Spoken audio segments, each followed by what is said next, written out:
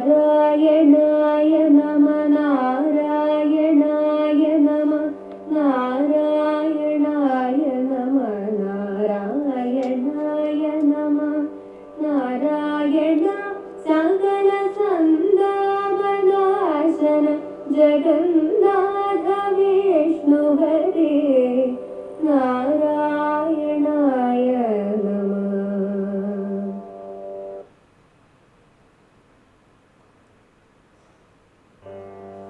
സത്യം വദാമി മമ ഭൃത്യാദിവർഗമതു അർത്ഥം കളത്ര ഗൃഹപുത്രാദിജാലമതു ഒക്കെ ത്വദർപ്പണമതാക്കിട്ടു ഞാനമിഹ തൃക്കാൽക്കൽ വീണു ഹരി നാരായണായ നമ.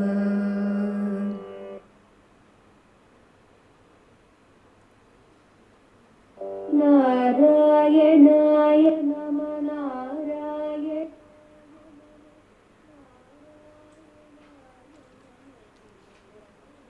ഹരിനാമ കീർത്തനം professor G Balakrishnan Nair sir എഴുതിയ വ്യാഖ്യാനത്തിൻ്റെ ഓഡിയോ ബുക്ക് നമുക്ക് തുടർന്ന് കേൾക്കാം. നിരന്തരമായ ഭഗവത് സാന്നിധ്യം ഉള്ളിലും പുറത്തും സദാ അനുഭവിക്കാനുള്ള എളുപ്പവഴി എന്താണ്? മമത വെടിഞ്ഞ് സർവവും ഭഗവത് അർപ്പണമാക്കി തീർക്കുകയാണ് അതിനുള്ള എളുപ്പവഴി. അർപ്പണഭാവനാ സ്വരൂപമാണ് ആചാര്യൻ അടുത്ത പദ്യത്തിൽ വിവരിക്കുന്നത്. 61-ാം പദ്യം. സത്യം വദാമി മമ ഭൃത്യാദിവർഗമതുമർത്ഥം കളത്ര ഗൃഹപുത്രാദിജാലമതും ഒക്കെ ത്വദർപ്പണമതാക്കിട്ടു ഞാനുമിഹ തൃക്കാൽക്കൽ വീണു ഹരിനാരായണായ നമഃ. സത്യം വദാമി, അല്ലയോ ഭഗവാൻ, ഞാനിതാ സത്യം പറയുന്നു. മമ ഭൃത്യാദിവർഗമത്, എൻ്റെ ഭൃത്യന്മാർ തുടങ്ങിയ പരിവാരങ്ങളെയും അർത്ഥം കളത്ര ഗൃഹപുത്രാദിജാലമതും, പണം, ഭാര്യ, വീട്, പുത്രൻ തുടങ്ങിയ സമ്പത്തുക്കളെയും ബന്ധുക്കളെയുമെല്ലാം ഒക്കെ ത്വദർപ്പണമാക്കിയിട്ട് പൂർണ്ണമായും അങ്ങയിൽ സമർപ്പിച്ചിട്ട് ഞാനുമിഹ തൃക്കാൽക്കൽ വീണു, ഞാനുമിതാ അങ്ങയുടെ കാലടികളെ ശരണം പ്രാപിക്കുന്നു. നാരായണായ നമഃ. ഹരിനാരായണന് നമസ്കാരം. അല്ലയോ ഭഗവാൻ, ഞാനിതാ സത്യം പറയുന്നു. എൻ്റെ ഭൃത്യന്മാർ തുടങ്ങിയ പരിവാരങ്ങളെയും പണം, ഭാര്യ, വീട്, പുത്രൻ തുടങ്ങിയ സമ്പത്തുക്കളെയും ബന്ധുക്കളെയുമെല്ലാം പൂർണ്ണമായും അങ്ങയിൽ സമർപ്പിച്ചിട്ട് ഞാനുമിതാ അങ്ങയുടെ കാലടികളെ ശരണം പ്രാപിക്കുന്നു. ഹരിനാരായണന് നമസ്കാരം. സർവാർപ്പണം. എന്താണ് സർവാർപ്പണം? പ്രപഞ്ചം ജഗദീശ്വരമയമാണെന്ന് കണ്ടുവല്ലോ.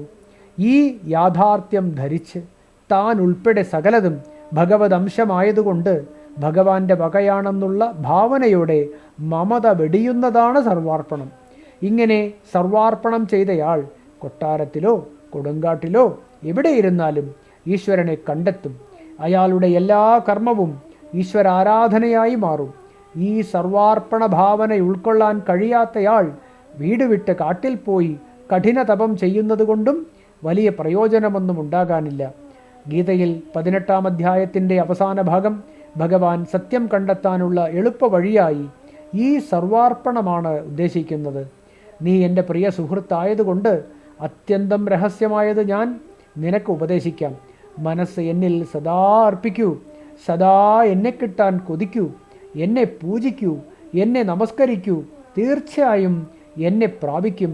ഞാനിതാ സത്യം ചെയ്യുന്നു എന്നൊക്കെ ഉറപ്പിച്ചു പറഞ്ഞിട്ട് ഭഗവാൻ ഇങ്ങനെ തുടരുന്നു.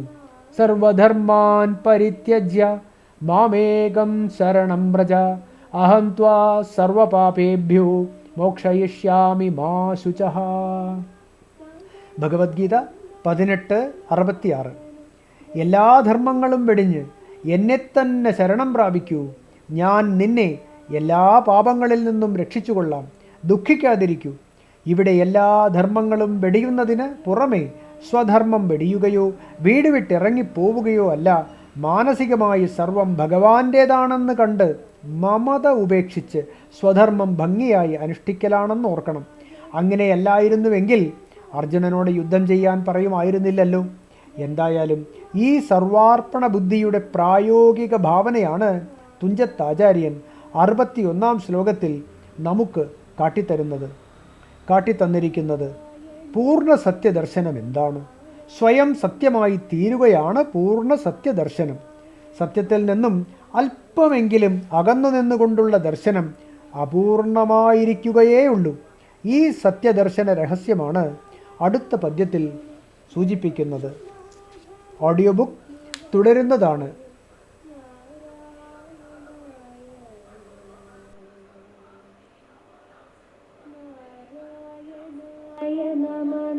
നാരായണായ നമ നാരായണായ നമ നാരായണായ നമ നാരായണ സകല സന്താപനാശന